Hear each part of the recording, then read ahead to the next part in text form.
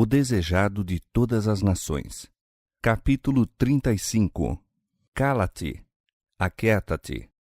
Este capítulo se baseia em Mateus capítulo 8, versos 23 a 24, Marcos capítulo 4, versos 35 a 41, capítulo 5, versos 1 a 20 e Lucas capítulo 8, versos 22 a 39. Fora um dia farto de acontecimentos na vida de Jesus. Junto ao mar da Galileia, propusera suas primeiras parábolas por meio de ilustrações familiares, expondo novamente ao povo a natureza de seu reino e a maneira por que devia ser estabelecido. Comparara ele sua obra à do semeador, o desenvolvimento de seu reino à semente da mostarda e ao efeito do fermento na medida de farinha. A grande separação final dos justos e os ímpios descrevera-a nas parábolas do trigo e do joio e da rede de pescar. A inexcedível preciosidade das verdades que ensinava tinha sido ilustrada pelo tesouro escondido e a pérola de grande preço, ao passo que, na parábola do pai de família, ensinara aos discípulos a maneira de trabalhar como representantes seus.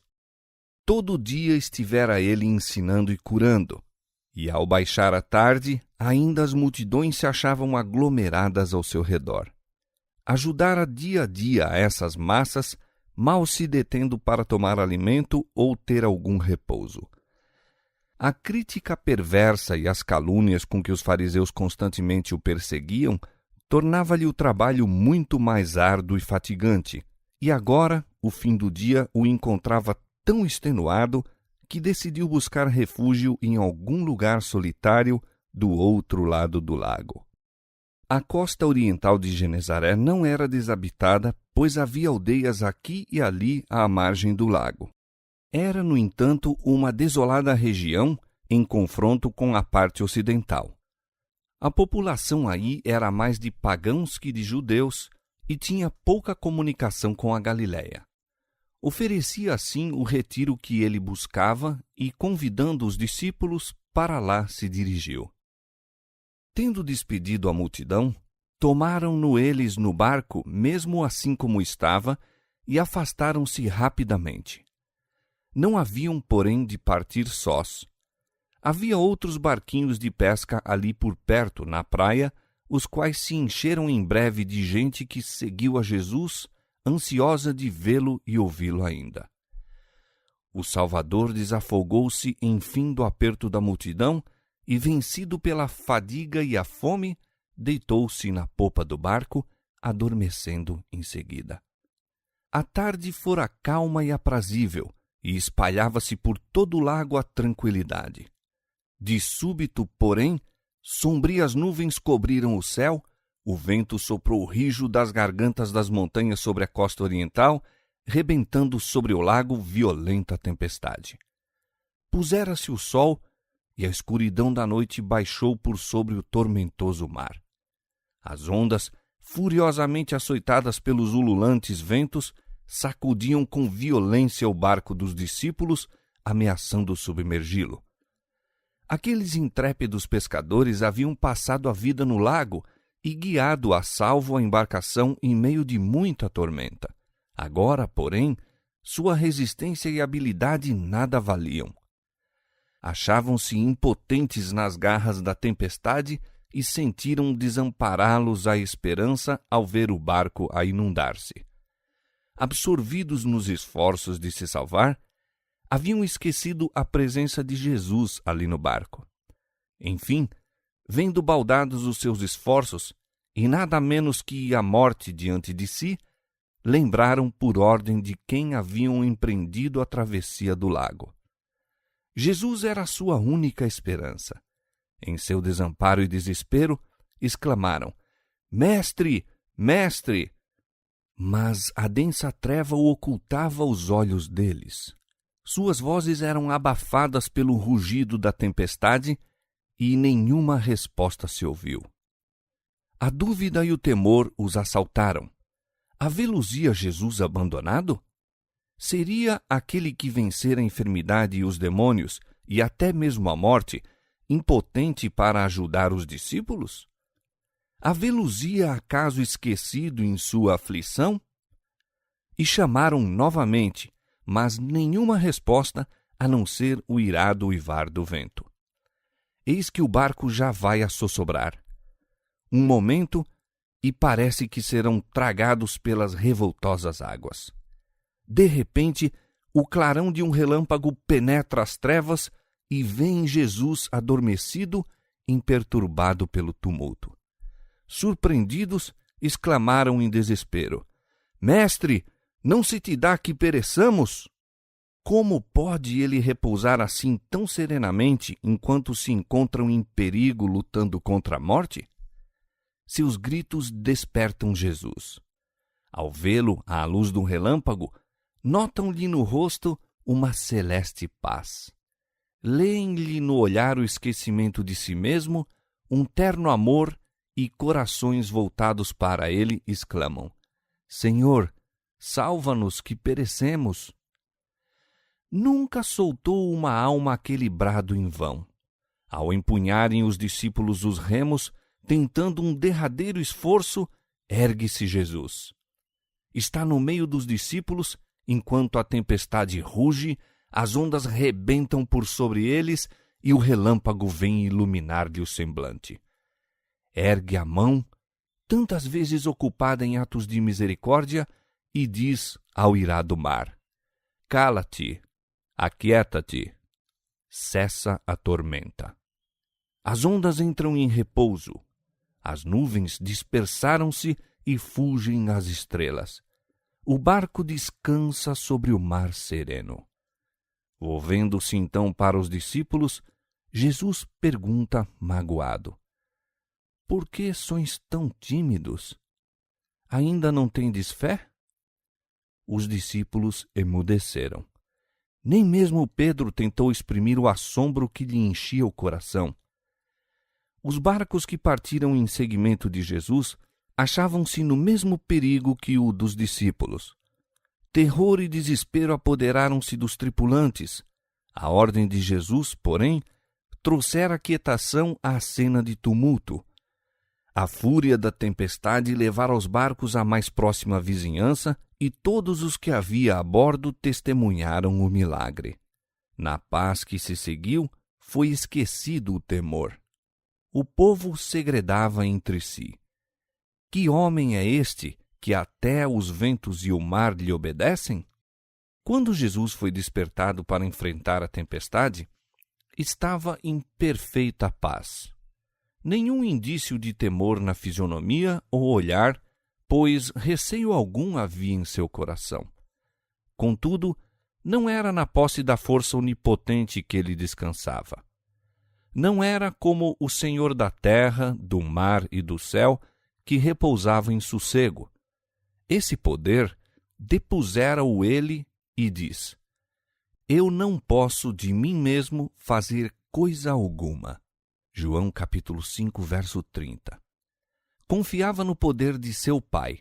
Foi pela fé, no amor e cuidado de Deus, que Jesus repousou, e o poder que impôs silêncio à tempestade foi o poder de Deus. Como Jesus descansou pela fé no cuidado do Pai, assim devemos repousar no de nosso Salvador. Houvessem os discípulos confiado nele, e ter-se-iam conservado calmos. Seu temor, no tempo do perigo, revelava-lhes a incredulidade. Em seu esforço para se salvarem a si mesmos, esqueceram a Jesus. E foi apenas quando, desesperando de si mesmos, se voltaram para ele que os pôde socorrer.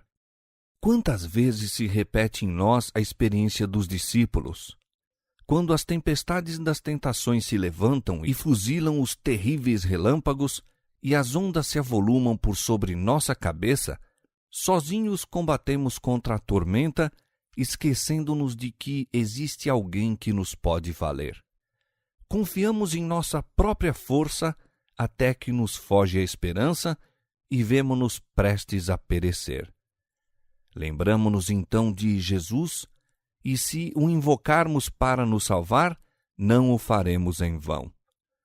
embora nos reprove magoado a incredulidade e a confiança em nós mesmos, nunca deixa de nos conceder o auxílio de que necessitamos. Seja em terra ou no mar, se temos no coração o Salvador, nada há a temer. A fé viva no Redentor serena o mar da vida, e ele nos guardará do perigo pela maneira que sabe ser a melhor. Outra lição espiritual há neste milagre da apaziguação da tempestade. A vida de todo homem testifica da veracidade das palavras da Escritura. Os ímpios são como o mar bravo que se não pode aquietar.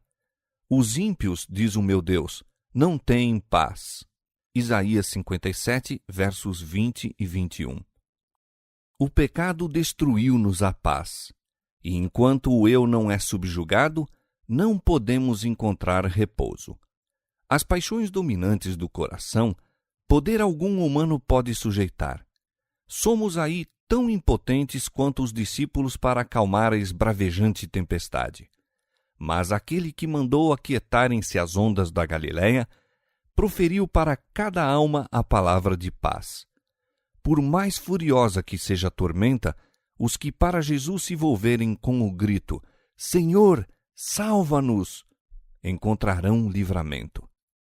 Sua graça, que reconcilia a alma com Deus, apazigua a luta da paixão humana e em seu amor encontra paz o coração. Faz cessar a tormenta e acalmam-se as ondas. Então se alegram com a bonança, e ele assim os leva ao porto desejado. Salmo 107, versos 29 e 30. Sendo, pois, justificados pela fé, temos paz com Deus por nosso Senhor Jesus Cristo. E o efeito da justiça será paz, e a operação da justiça, repouso e segurança para sempre. Romanos 5, 1 e Isaías 32, 17. De manhã cedo, o Salvador e seus companheiros chegaram à praia e a luz do sol nascente banhava a terra como bênção de paz. Mas assim que pisaram a terra, deparou-se-lhes uma cena ainda mais terrível que a fúria da tempestade. De um lugar oculto, entre os sepulcros, 2 loucos avançaram sobre eles como se os quisessem despedaçar. Pendiam-lhes pedaços de cadeias que haviam partido para fugir à prisão. Tinham a carne dilacerada e sangrando nos lugares em que se haviam ferido com pedras agudas. Brilhavam-lhe os olhos por entre os longos e emaranhados cabelos, como que se apagara neles a própria semelhança humana pela presença dos demônios que os possuíam, parecendo mais feras que criaturas humanas. Os discípulos e seus companheiros fugiram aterrorizados. Notaram, porém, depois, que Jesus não se achava com eles e voltaram em sua procura. Encontrava-se onde o tinham deixado. Aquele que apaziguara a tempestade, que enfrentara anteriormente a Satanás vencendo-o, não fugiu em presença desses demônios. Quando os homens, rangendo os dentes e espumando, dele se aproximaram, Jesus ergueu a mão que acenara às ondas impondo silêncio, e os homens não se puderam aproximar mais. Quedaram furiosos, mas impotentes diante dele. Ordenou com autoridade aos espíritos imundos que saíssem deles. Suas palavras penetraram no espírito entenebrecido dos desventurados.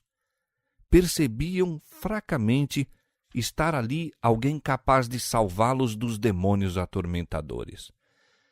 Caíram aos pés do Salvador para o adorar, mas ao abrirem-se-lhes os lábios para suplicar-lhe a misericórdia, os demônios falaram por eles, gritando fortemente: Que tenho eu contigo, Jesus, Filho do Deus Altíssimo? Peço-te que não me atormentes. Jesus indagou: Qual é o teu nome? E a resposta foi: Legião é o meu nome, porque somos muitos. Servindo-se dos atormentados homens como meio de comunicação, rogaram a Jesus que os não enviasse para longe daquela região. Sobre uma montanha não muito distante, pastava grande manada de porcos. Os demônios pediram que se lhes permitisse entrar nos mesmos, e Jesus o consentiu. Da manada subitamente se apoderou o pânico. Precipitaram-se loucamente penhasco abaixo e, incapaz de se deterem ao chegar à praia, imergiram no mar, ali perecendo. Enquanto isso, maravilhosa mudança se operara nos possessos. Fizera-se-lhes luz no cérebro. Brilharam-lhes os olhos de inteligência. A fisionomia, por tanto tempo mudada à semelhança de Satanás, tornara-se repentinamente branda, tranquilas as ensanguentadas mãos, e louvaram alegremente a Deus por sua libertação. Dos penhascos, os guardadores dos porcos tudo presenciaram e correram a contá-lo aos patrões e a todo o povo. Surpreendida e atemorizada, afluía toda a população ao encontro de Jesus. Os 2 possessos haviam sido o terror da região. Ninguém se sentia seguro ao passar por onde estavam, pois avançavam em cima de todo viajante com fúria de demônios. Agora, esses homens achavam-se vestidos e em perfeito juízo, sentados juntos de Jesus, ouvindo-lhe as palavras e glorificando o nome daquele que os curara. Mas o povo que testemunhou essa admirável cena não se regozijou. A perda dos porcos afigurava-se-lhes maior importância que a libertação desses cativos de Satanás. Fora por misericórdia para com os donos desses animais que Jesus permitira lhes sobreviesse o prejuízo.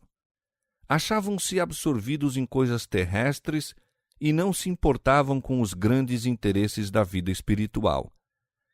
Cristo desejava quebrar o encanto da indiferença egoísta a fim de lhe poderem aceitar a graça.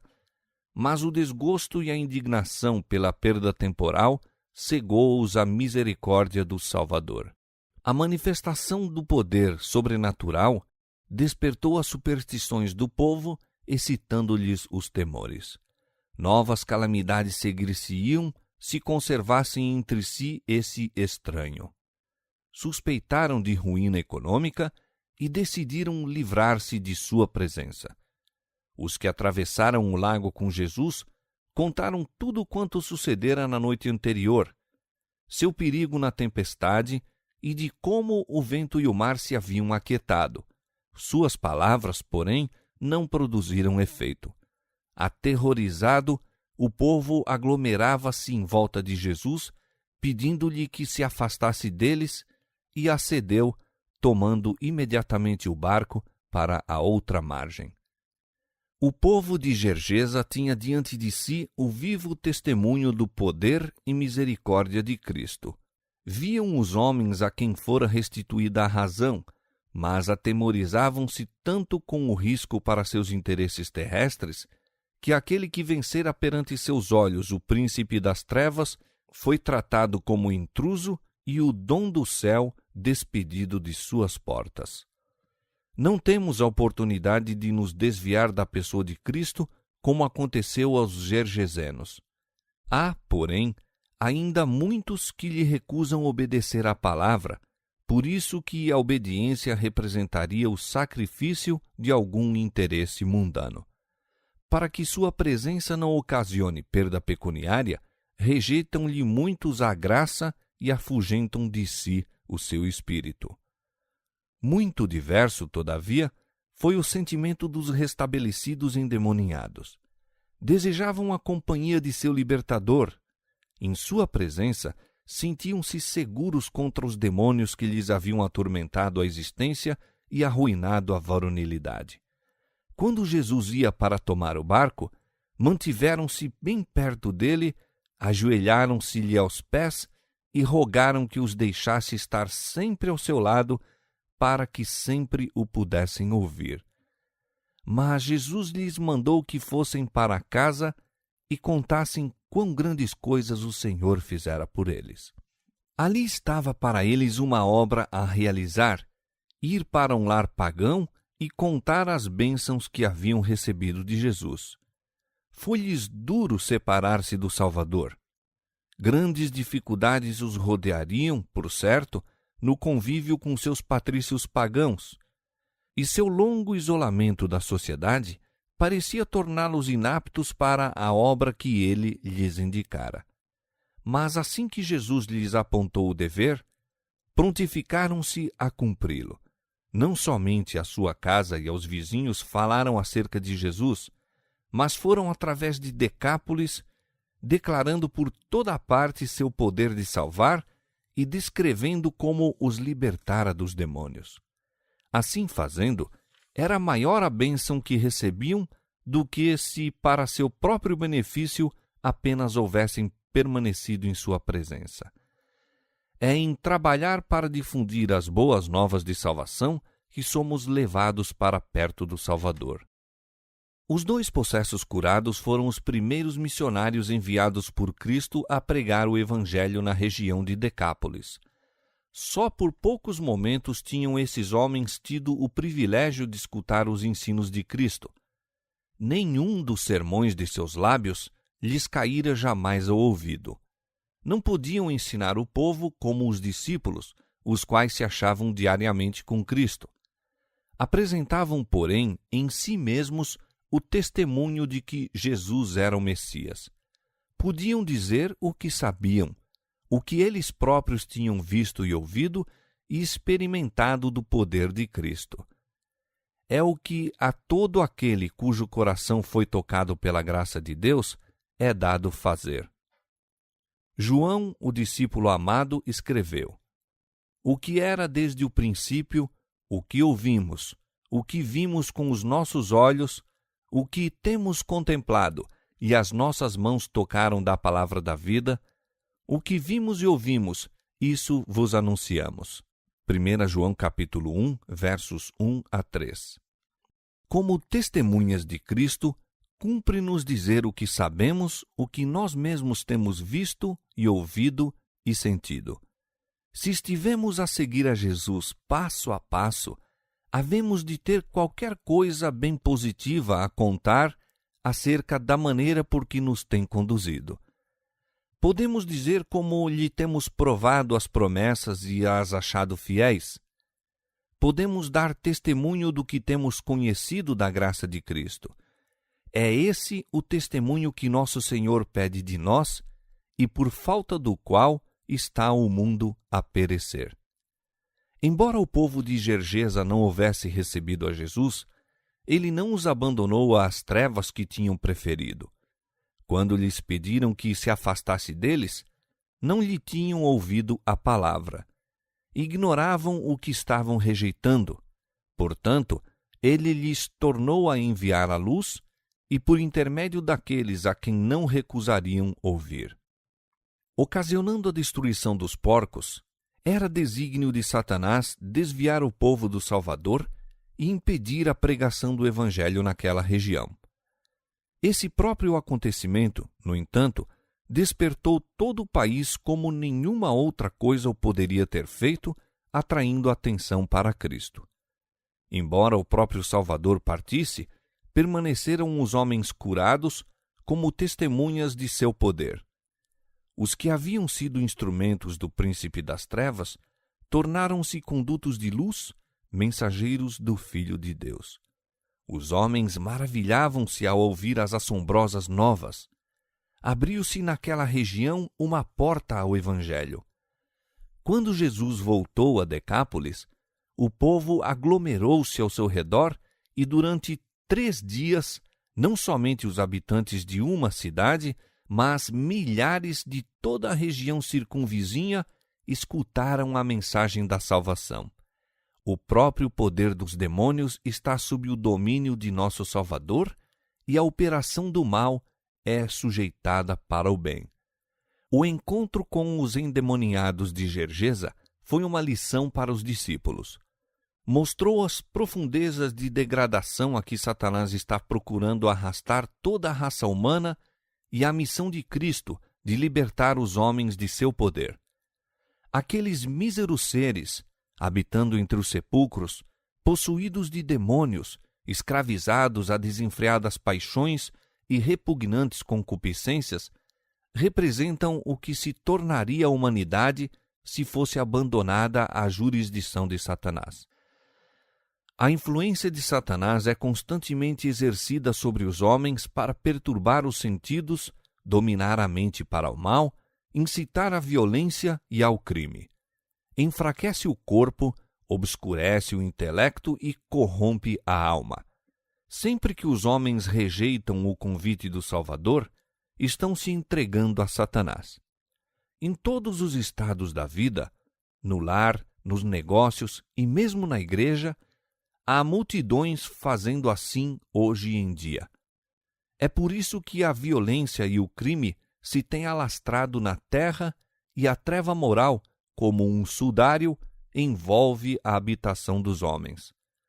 Por meio de suas especiosas tentações, o maligno conduz os homens a males cada vez piores, até que o resultado seja a depravação e a ruína. A única salvaguarda contra seu poder encontra-se na presença de Jesus.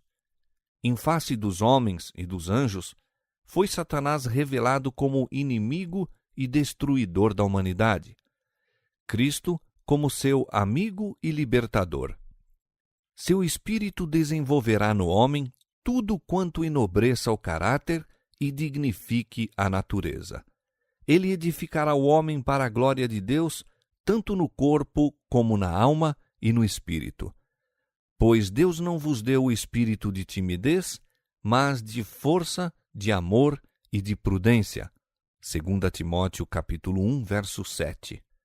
Ele nos chamou para alcançarmos a glória, o caráter de nosso Senhor Jesus Cristo. Chamou-nos para ser conformes à imagem de seu Filho. 2 Tessalonicenses 2, 14 e Romanos 8, 29. E almas que têm sido degradadas a instrumentos de Satanás são ainda, mediante o poder de Cristo, transformadas em mensageiras da justiça e enviadas pelo Filho de Deus a contar quão grandes coisas o Senhor te fez e como teve misericórdia de ti.